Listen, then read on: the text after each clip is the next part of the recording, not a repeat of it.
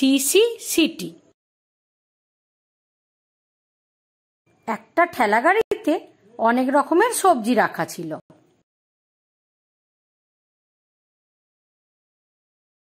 সবজিগুলো নিজেদের মধ্যে কথা বলছিল, কিন্তু ঢ্যাঁড়স আজ খুব উদাস ছিল।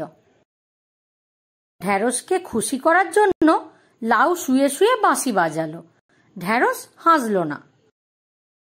বেগুন বসে বসে তবলা বাজালো। ঢ্যাঁড়স তবুও হাসল না। লঙ্কা ভাবতে লাগলো, আমি কি করব? সে তো গাইতেও পারে না, বাজাতেও পারে না। লঙ্কা শিশি করে সিটি বাজাতে লাগলো। লঙ্কার সিটি শুনেই ঢ্যাঁড়স হেসে ফেলল।